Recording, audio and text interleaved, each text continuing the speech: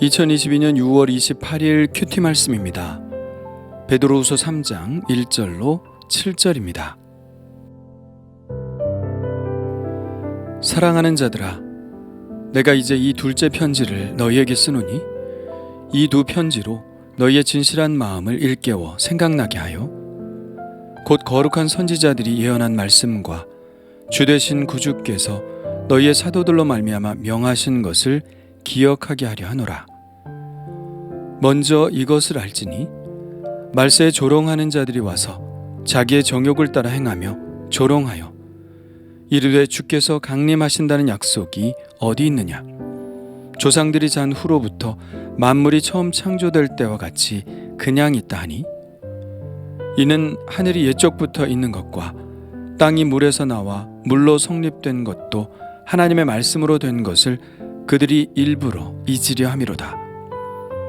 이로 말미암아 그때의 세상은 물이 넘침으로 멸망하였으되 이제 하늘과 땅은 그 동일한 말씀으로 불사르기 위하여 보호하신 바 되어 경건하지 아니한 사람들의 심판과 멸망의 날까지 보존하여 두신 것이니라. 아멘.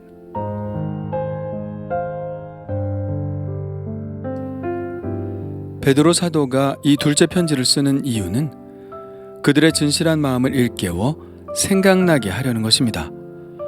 그들의 선의를 자극하여 각성하게 하려는 것이죠. 그들의 진실한 마음 안에 담고 있는 것은 무엇일까요? 그것은 거룩한 선지자들이 예언한 말씀과 구주 예수님께서 사도들에게 명령하신 것입니다.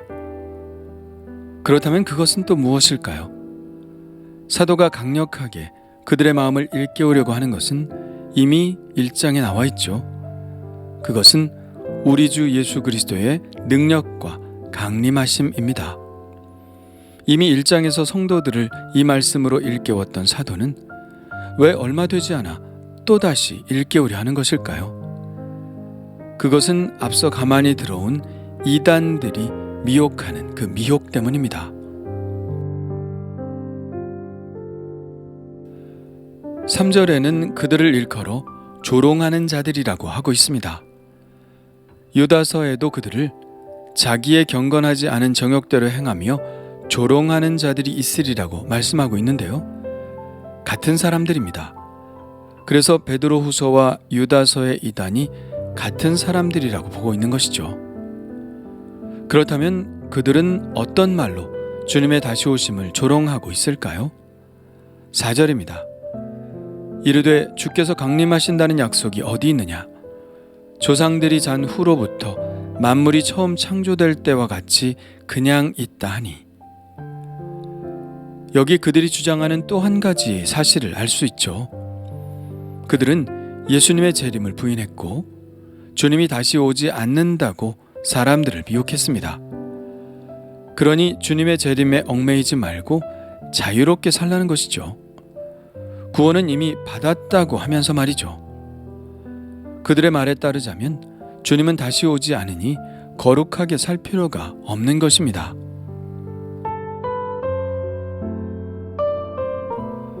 그렇다면 그들이 4절에서 말하는 조상들이란 누구를 일컫는 것일까요? 그들은 바로 그리스도 교회 1세대 지도자들입니다. 사실 베드로도 1세대 지도자들 중 하나죠. 베드로는 그래도 꽤 오래 산 사람에 속하는데 예수님의 제자들은 늘 성도들에게 주님께서 다시 오실 것이라고 말해왔습니다.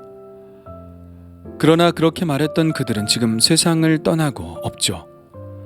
거짓 선생들은 바로 그 지점을 반박 지점으로 삼고 조롱하고 있는 것입니다. 그들이 말하는 말세가 오지 않았다는 것이죠. 이 세상은 처음 창조될 때의 상태 그대로 있다는 것입니다.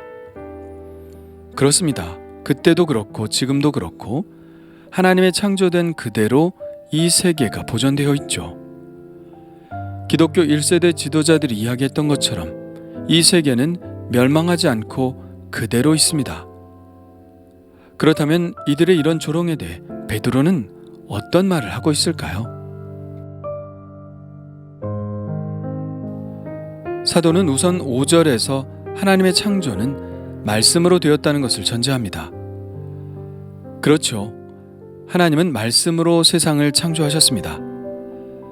천하의 물이 한 곳으로 모이고 묻이 드러나라 하시니 그대로 되니라. 그러나 첫 번째 세상은 다시 물로 덮이게 되었습니다. 유대교의 관점에서 홍수는 세상의 멸망을 뜻합니다. 그들이 말하는 대로 엄밀한 의미에서 첫 번째 창조의 모습 그대로는 아닌 것이죠. 세상은 다시 물이 넘쳐 원상태로 돌아왔고 홍수 이후에 다시 묻이 드러났으니 홍수 이후는 두 번째 창조라고 할 수 있는 것입니다. 그들이 말한 대로 지금 보고 있는 세상이 처음 세상은 아닌 것이죠. 그런데 이 멸망과 새 창조는 무엇으로 말미암았나요? 물과 말씀으로 그렇게 되었습니다. 하나님의 말씀에 의해 세상은 창조되었고 또 하나님의 말씀에 의해 물로 세상이 멸망을 당한 것이죠. 이렇게 첫 번째 창조가 말씀으로 지어진 것처럼 두 번째 창조의 세상도 하나님의 말씀으로 보존되고 있습니다. 하나님은 홍수 이후에 노아에게 이렇게 말씀하셨죠.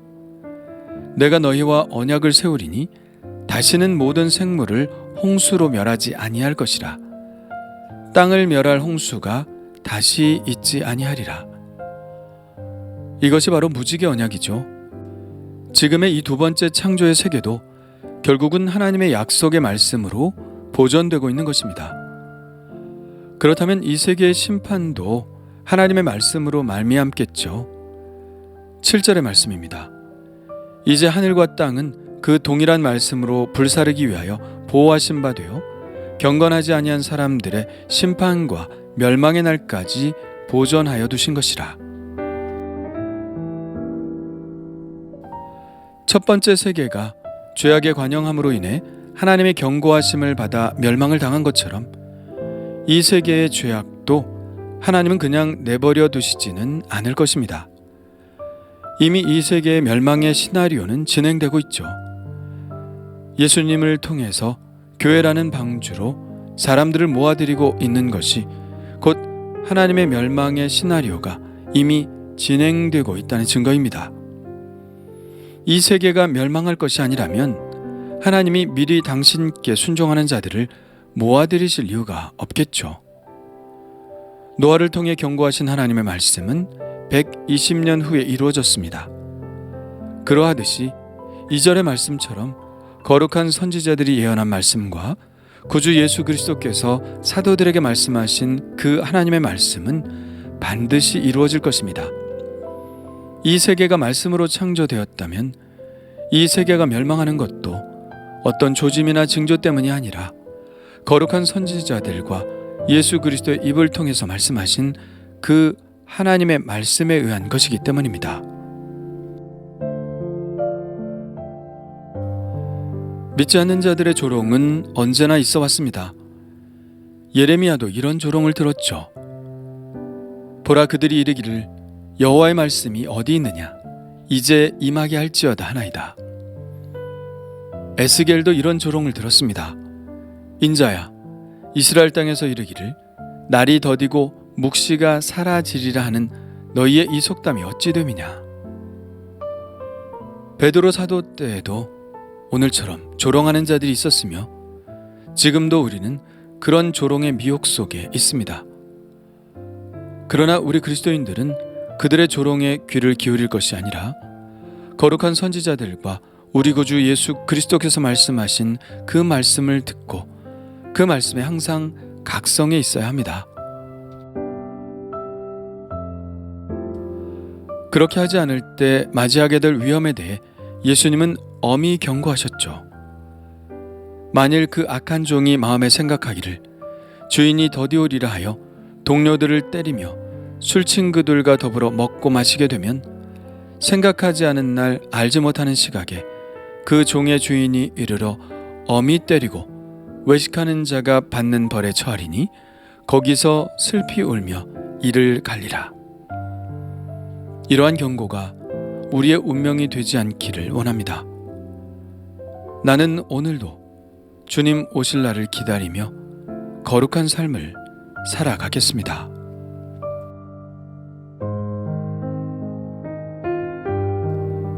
주님 감사합니다. 사도가 피를 토하는 심정으로 일깨우고자 하는 진실에 대해 알게 하시니 감사합니다. 우리가 일상의 생활을 살다 보면 이 세상 일에 빠져서 주님께서 다시 오실 것이라는 경고를 잊고 살 때가 있습니다. 주여, 늘 각성하게 하시고 이 세상에 사니 이 세상의 일을 하되 그것에 영원한 소망을 두지 않게 하시고 무엇을 하든지 다시 오실 주님께 부끄럽지 않은 삶을 살아가며 무엇을 하든지 주님께 영광을 돌리며 살게 하여 주옵소서. 예수님의 이름으로 기도합니다. 아멘.